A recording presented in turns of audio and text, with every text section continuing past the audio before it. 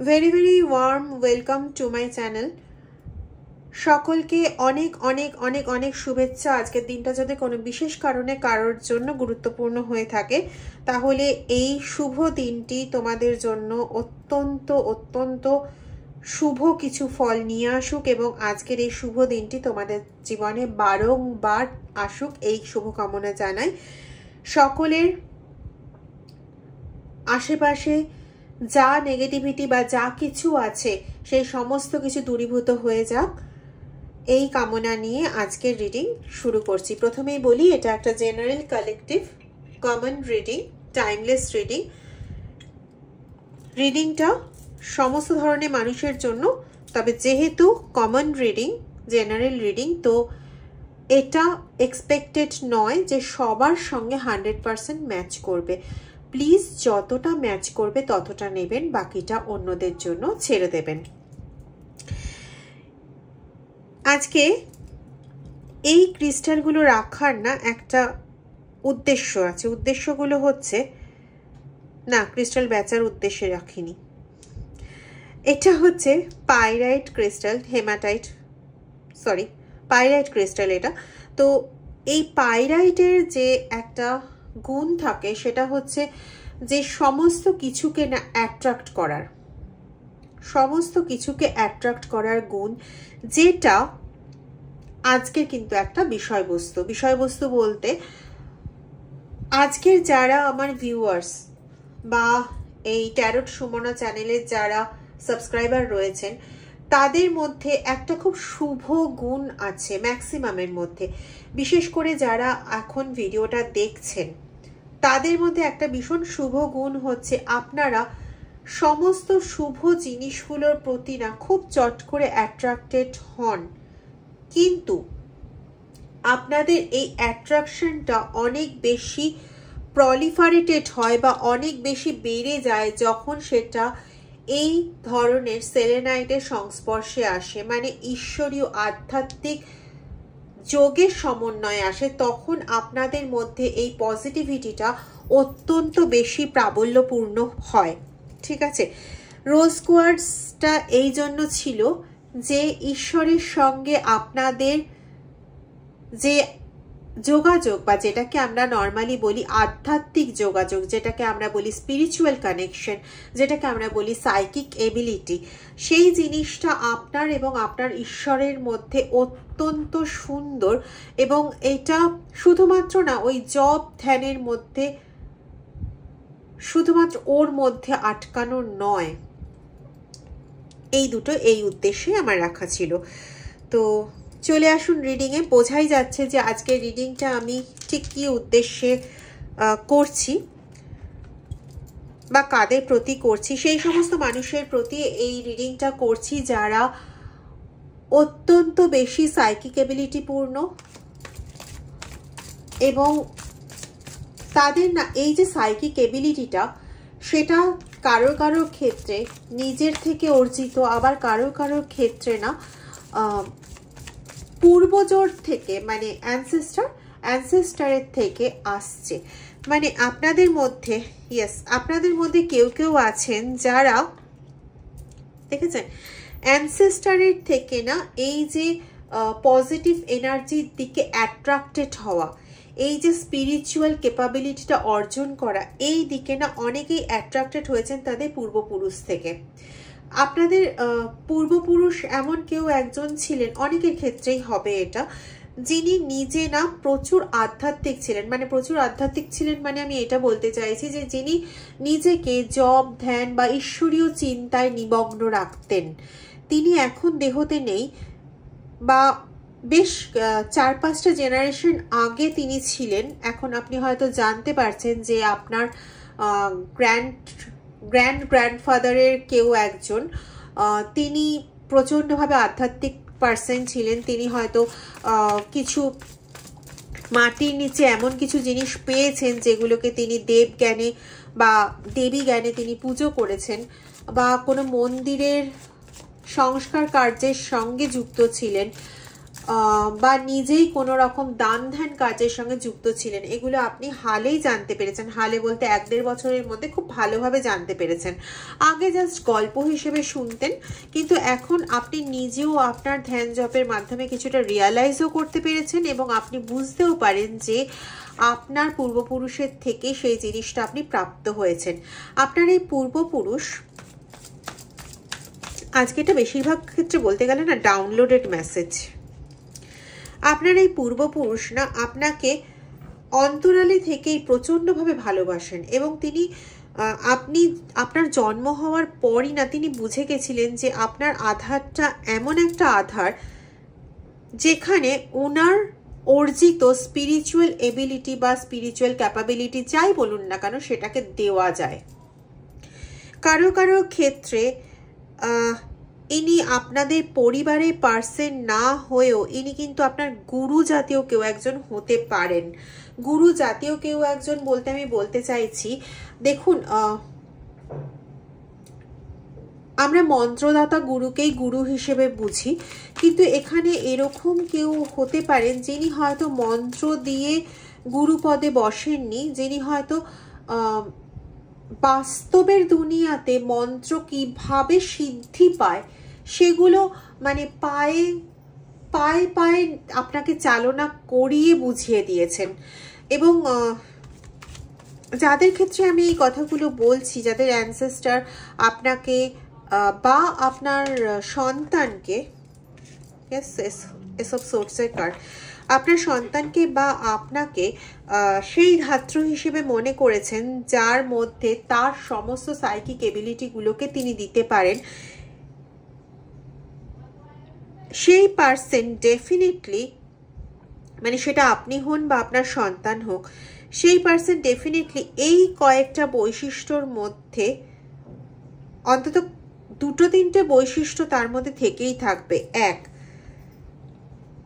তার ভীষণভাবে মনে হয়, মানে হয় আপনি নালে আপনার সন্তান, ভীষণভাবে মনে হয় যে আপনার যেটা পাওয়া উচিত ছিল সেটা আপনি পাচ্ছেন না এবং তার জন্য নিজের মধ্যে অনেক সময় আপনি গিল্টিও ফিল করেন। আপনি হয়তো ভাবেন যে না কোনো হয়তো ভুল কাজ করেছি বা কোনো ব্যাড কর্মা আছে আমার জীবনে যার জন্য আমি এই পুরো জিনিসটা পেলাম না। অ্যাকচুয়ালি ঘটনাটা তা নয়, ঘটনাটা হচ্ছে আপনাকে তৈরি করার জন্য এই জায়গাটা আপনার কাছ থেকে রাখা হয়েছে। বিকজ অ্যাবসলিউটলি 10 অফ ওয়ান্ডস এর কার্ড, মানে আপনাকে এই জন্য জিনিসগুলো সংঘর্ষের মধ্যে দিয়ে পাঠানো হচ্ছে যাতে আপনি না প্রত্যেকটা জিনিসের মাহাত্ম্য বুঝতে পারেন। আপনাকে এমন একটা পার্সন হিসেবে তিনি তৈরি করতে চাইছেন, বিশেষ করে আপনার অ্যানসেস্টার এবং আপনার ইষ্ট দেবতা এমনভাবে আপনাকে তৈরি করতে চাইছেন যিনি বা আপনার সন্তানকে যে আর 5টা মানুষের জন্য নিবেদিত হবে, আর 5টা মানুষের জন্য কাজ করবে। এমন কোনো ফিল্ডে আপনার সন্তান যদি হয়, সে এমন কোনো ফিল্ডে গেছে বা যাবে যেমন ধরুন যেটা সেবামূলক হবে, মূল কথা, যেমন ধরুন ডাক্তারি বা কোনো রকম সেবামূলক কোনো প্রতিষ্ঠানের সঙ্গে যুক্ত হবে, বা আপনি নিজেও হয়তো কোনো সেবামূলক চ্যারিটির কোনো এরকম ধরনের কিছুর সঙ্গে, বা আপনি নিজে হয়তো একজন ডক্টরও হতে পারেন, একজন হিলারও হতে পারেন। মেবি আপনি একজন হিলার, স্পেসিফিক্যালি মেবি আপনি একজন সাইকিক হিলার। আজকের রিডিংয়ে যারা দেখছেন তাদের মধ্যে কিন্তু বেশ কিছু জন আমি এরকম পাচ্ছি যারা 10-10 দেখছেন এবং যারা অ্যাকচুয়ালি ইনডিড সাইকিক হিলার। হয়তো প্রফেশন হিসেবে আপনাদের হিলিং প্রফেশন সবার নয়, কিন্তু আপনারা বাড়িতে প্রত্যেকের জন্যই হিলিং করে চলেছেন। যাদের ক্ষেত্রে আপনি দেখছেন যে যারা সর্বশান্ত হয়ে যাচ্ছে বা যাদের ওপর অনেক রকম বিপত্তি নেমে আসে, যারা হয়তো শারীরিকভাবে আর্থিকভাবে পুরো ভেঙে পড়েছে, তাদের মেন্টাল হিলিংয়ের জন্য আপনি একদম জান প্রাণ লড়িয়ে তাদের পেছনে দাঁড়িয়ে যান, এরকম একজন পার্সন আপনি। এবং সেক্ষেত্রে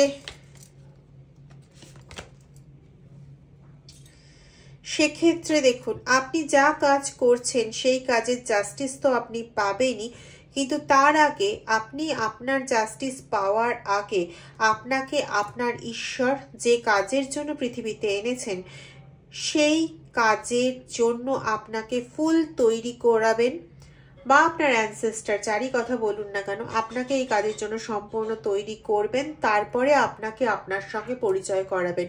আপনি এখনো পর্যন্ত জানেনই না যে আপনি কি অসম্ভব সাহসের অধিকারী এবং কি কি পরিমাণে ডিভাইন ব্লেসিং আছে আপনার উপর, আপনি এখনো জানেন না। মানে স্ট্রেংথের এনার্জি তার সঙ্গে এসব সোর্সের এনার্জি, এই দুটো মিলে যে ক্ল্যারিফিকেশনটা এই মুহূর্তে রিডিং এনার্জিতে আনছে সেটা হচ্ছে যে আপনি অসম্ভব পরিমাণে একজন দৈবগুণ সম্পন্ন, হিলিং এবিলিটি সম্পন্ন একজন সাইকিক পার্সন, যে শুধু নিজের জন্য কখনো বাঁচেনি, বাঁচবেও না, সে পরার্থে নিজেকে নিবেদিত করার জন্যই এসছে এবং সেই দিকেই তার মন আস্তে আস্তে যাচ্ছে। সে এত বেশি সংঘর্ষ পেয়েছে। দেখুন টাওয়ার কার্ডের আরেকটা ভাবেও আমি যদি ক্ল্যারিফিকেশন করি এই দুটো কার্ডকে দিয়ে, তাহলে সেক্ষেত্রেও আমি বলতে পারি যে আপনাকে অসংখ্য এমন পরিস্থিতির মধ্যে দিয়ে যেতে হয়েছে যে পরিস্থিতিতে আপনি মেহনত তো প্রচুর করেছেন, প্রচুর আপনি পরিশ্রম করেছেন, কিন্তু আপনাকে সেই পরিশ্রমের ফল হিসেবে আপনি জাস্টিসটা পাননি। আপনি পেয়েছেন কিনা প্রচুর সংঘর্ষ, আরো সংঘর্ষ, আরো কষ্ট, বেদনা, যাতনা, যন্ত্রণা। ঠিক আছে, তো এইগুলো আপনাকে ইচ্ছাকৃতভাবেও কিছুটা দেওয়া হয়েছে, কারণ আপনার মধ্যে সেই এবিলিটিটাকে জাগানোর জন্য। আপনি এমনি এমন একজন পার্সোনালিটি যে ভাঙবো তবু মচকাবো না। আপনি হয়তো 2-4 দিন ঈশ্বরের ওপর রাগ করেছেন, বা বছর ঘুরে গেছে আপনি ঈশ্বরের মুখদর্শন করেননি রাগের চোটে, কিন্তু পরবর্তীতে আপনি তারই কাছে ফিরেছেন। এবং হয়তো এরকম হয়েছে, আমি জানি না কার সঙ্গে এটা মিলবে, প্লিজ জানাবেন কমেন্ট সেকশনে। হয়তো এরকম হয়েছে যে দীর্ঘদিন ধরে না আপনি ঘরের মন্দিরে পুজো করেন না, কোনো রকম বাইরের মন্দিরে যাতায়াতও করেন না, অথচ আপনি যখন মোবাইলে ছবি দেখেন তখন আপনি তাদের ছবি দেখেন, বিভিন্ন দেবতার ছবি আপনি মোবাইলে দেখতে থাকেন ওয়ালপেপার হিসেবে বা এমনি হিসেবে। আপনার মধ্যে যে উন্মাদনাটা আছে সেটা হচ্ছে একটা হ্যাপি পরিবারের উন্মাদনা আছে, যেখানে সবাই মিলে খুব আনন্দে থাকবে, সমস্ত কিছু কাজ সবার পরিপূর্ণ হবে এবং সবাই মিলে মজা করব, আনন্দ করব, এরকম একটা এনার্জি আপনার। বিশেষ করে না আপনি ভীষণ, আপনার এনার্জিটা এরকম যে শুধুমাত্র আমার মধ্যে জিনিসটা কেন নিবদ্ধ থাকবে, মানে আমিও যেমন ভালো থাকবো তেমনি আর 5টা মানুষও আমার সঙ্গে ভালো থাকবে। সবার সঙ্গে আপনি একটা ভালো সম্পর্ক রক্ষা করে চলতে চান, যেখানে আপনিও যেমন ওদের প্রিয় হবেন, ওরাও আপনার প্রিয় হবেন, জাস্ট লাইক একটা পরিবারের মতন আপনারা সবাই একসাথে ডিল করবেন। দেখুন কথা বলতে বলতে সাজাতে সাজাতে আমি খেয়াল করিনি আমি এইগুলোকে একসাথে করে ক্ল্যারিফিকেশন ওয়াইজ সাজাচ্ছিলাম, তো সাজাতে সাজাতে 10 পাশাপাশি চলে এসছে। এবং এখানেও খেয়াল করে দেখতে পারেন 11 মানে 1 + 1 2, আর এখানেও 2, তো 1010 বা 2222 এরকম যারা দেখছেন ডেফিনেটলি আজকের রিডিংটা আপনাদের জন্য। এবার প্রশ্ন হচ্ছে, এমন কি আছে যেটা আপনাদের এই হিলিং এবিলিটিকেও কোথাও আটকাচ্ছে? কারণ আমি এখানে একটা খুব ক্লামজি টাইপের এনার্জি পাচ্ছি, যেখানে আপনাদের মধ্যে হতাশা, দুঃখ বা কষ্টটা প্রচুর পরিমাণে রয়েছে। এরকম বেশ অনেক ব্যক্তি আছেন যারা, একটু আগে বলছিলাম না, অভিমান করে অনেক দিনই ঈশ্বরের সঙ্গে কোনো রকম কমিউনিকেশন রাখেননি, স্নান পুজো করানো, ঠাকুরের ভোগ দেওয়া বা এই সমস্ত কাজের মধ্যে অনেকে যুক্ত থাকেননি। তো সেখানে বেশ কিছু এরকম এনার্জি আমি পাচ্ছি যারা এরকম মনে করছেন যে আমি ভুল ভেবেছিলাম, আমার জীবনটা এইভাবে কাটার নয় যে আমি যে প্ল্যান করেছিলাম যে খুব হ্যাপিলি থাকবো সবাই মিলে একসঙ্গে আনন্দ মজা হই হুল্লোড়ের মধ্যে দিয়ে এই যে কটা দিন দেহগত যে দিন সেই দিনগুলো অতিবাহিত করব, এটা আমি ভুল ভেবেছিলাম। এইভাবে আসলে আমার থাকা সম্ভব না। আমাকে যেভাবে সিচুয়েশন কন্টিনিউ আমার মানে আনফেভারেবল সিচুয়েশন আমার আসছে, সেই আনফেভারেবল সিচুয়েশনের মধ্যে দিয়েই আমাকে চলতে হবে এবং এই সিচুয়েশনে থাকাটাই আমার ভবিতব্য ছিল। এবং আমি এতদিন যা ভেবেছিলাম ভুল ভেবেছিলাম। এই রকম ধরনের ভাবনার মধ্যে ঢুকে গেছেন অনেকেই। আবার কিছু কিছু সময় তারাই আবার লড়াই করতে উদ্যত হন যে না একবার চেষ্টা করে দেখি ঘুরে দাঁড়ানো যায় কিভাবে। অ্যাকচুয়ালি ব্যাপারটা হচ্ছে ইয়েস, দেখুন আসে রোজ রোজ এই কার্ড। ডেফিনেটলি আপনি একজন সাইকিক পারসন। খুব সম্ভবত এখানে এমন ব্যক্তিদের পরিমাণ বেশি যারা কৃষ্ণ ভক্ত, শৈব ভক্ত এবং হনুমানজির ভক্ত। জানাবেন কারা কারা আছেন। অত্যন্ত মেডিটেটিভ পারসন আপনারা। কালো সাদার পার্থক্য খুব ভালো বুঝতে পারেন, কিন্তু নিজের জন্য বুঝতে পারেন না। নিজের জন্য যেটাকে ভাবছেন যে এটাই সঠিক, আমাকে এইভাবেই বাঁচতে হবে, বন্ধু আপনি ভুল ভাবছেন। আপনাকে এইভাবে বাঁচতে হবে না। আপনার সামনে এই সিচুয়েশনগুলো এইভাবে ঈশ্বর এই জন্য আনছেন যে আপনাকে একটা বৃহৎ বড় কাজের জন্য তিনি নিযুক্ত করেছেন এবং তিনি আপনাকে সব দিক থেকে গড়ে পিঠে নিতে চান। এমনও কারো কারো ক্ষেত্রে রয়েছে যে ইয়েস, এস অফ ওয়ান্স, দুটো এসের এনার্জি এসছে, দুটো এসের এনার্জি এসছে। ওকে, তো এসব ওয়ান্স এসছে মানে হচ্ছে এখানে এমন কিছু পার্সন আছেন যারা পূর্বজন্ম থেকে না কিছু ক্ষত বয়ে আসছেন, কিছু উন্ড বয়ে আসছেন। মানে বলতে চাইছি দেখুন, দেহ নশ্বর। আগে আমরা যে দেহটা ধারণ করেছিলাম সেই দেহটা নষ্ট হয়ে যায়, কিন্তু স্পিরিটটা, আত্মাটা সেটা কিন্তু অবিনশ্বর। তো সেই অবিনশ্বর আত্মাটাতে এমন হয়তো কিছু ক্ষত ছিল যে ক্ষতটার ভার আপনি এখন বহন করে চলেছেন। তো আমি একটা কথা বলবো এক্ষেত্রে যে আপনি নিজেকে না টোটালি সারেন্ডার করুন আপনার ঈশ্বরের কাছে। আপনি বলবেন দিদি সারেন্ডার তো করে বসে আছি, না হলে পরে কি করে হিলার হলাম, কি করে বা ঈশ্বরের দিকে ধাবিত হচ্ছি। আমি সেই মানে সমর্পণের কথা আমি বলিনি, আমি বলতে চাইছি এই সমর্পণের কথা যে তুমি যা করার করে নাও, আমার বোঝারও কিছু নেই। আমাকে এইভাবে জীবন চালাতে হবে না ওইভাবে জীবন চালাতে হবে। এটা না খুব মানে শুনতে লাগে খুব ভোতা কথা, কিন্তু কথাটা কিন্তু অতটাও ভোতা নয়। একটু ভালো করে ভেবে দেখবেন। একটা হচ্ছে আমি তোমার পায়ে সমর্পণ করে দিয়েছি, তোমার যা ইচ্ছে করো। আরেকটা হচ্ছে আমার জীবনে দুঃখ থাকবে না সুখ থাকবে না কি থাকবে তুমি বুঝে নাও। সুখের অনুভূতিটাও তুমি নাও, দুঃখের অনুভূতিটাও তুমি নাও। এই যে কথাটা না, সুখের অনুভূতিটাও তুমি নাও, দুঃখের অনুভূতিটাও তুমি নাও, এই জাতীয় সমর্পণ আপনাদের জন্য বলছি না। মানে যারা আপনারা এই জন্য এখনো পর্যন্ত দেখছেন, মানে এটা কতক্ষণ হলো আমি বুঝতেও পারছি না, 18 মিনিট। বাবা অনেক লম্বা হয়ে গেছে, টানতে হবে না, ছোট করতে হবে। যাই হোক, যারা এখনো 18 মিনিট ধরে এটা শুনছেন তারাই একমাত্র বুঝতে পারবেন আমি কোন কোয়ালিটি স্পিরিচুয়াল এবিলিটির কথা এখানে বলছি।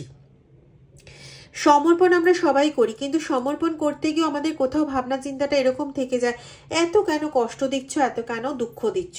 কিন্তু এখানে যে পার্সনের কথা বলা হচ্ছে না, সেই পার্সনের এরকম ধরনের কোনো ভাবনাই থাকছে না। মানে সে একটুখানি জাস্ট ইয়েতে রয়েছে, দূরে রয়েছে এই জায়গাটা বলার জন্য যে আমার খারাপটাও তুমি দেখে নাও, ভালোটাও তুমি দেখে নাও, সবটা তুমি বুঝে নাও। আমি কোনো কিছু বোঝাবাজির মধ্যে নেই। জাস্ট এই সমর্পণটা এক্স্যাক্টলি আপনাদের প্রয়োজন।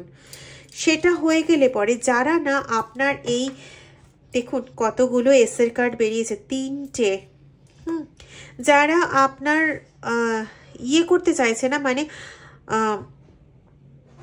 আপনার এই যে ক্ষত হওয়ার সুযোগটা নিতে চাইছে, তারা কিন্তু আর কোনো সুযোগ পাবে না। আপনি টোটালি গ্রাউন্ডেড, টোটালি প্রোটেক্টেড হয়ে যাবেন এবং আপনি উইদিন 7 মান্থস আপনি দেখবেন যে আপনার জীবনে কি চমকটাই না এলো এবং আপনি কতটা বদলে গেছেন। এবং তখন আপনি খুব ভালোভাবে উপলব্ধি করতে পারবেন যে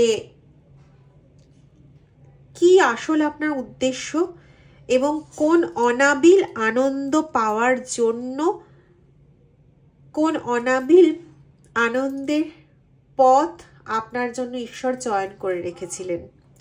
খুব খুব ভালো থাকবেন যারা এই ভিডিওটা দেখলেন। আর প্লিজ আমাকে জানাবেন কমেন্ট সেকশনে যে এই রকম ধরনের অনুভূতির মধ্যে কে বা কারা যাচ্ছেন, এবং প্লিজ পারলে তাদের অনুভূতি শেয়ার করবেন। Thank you.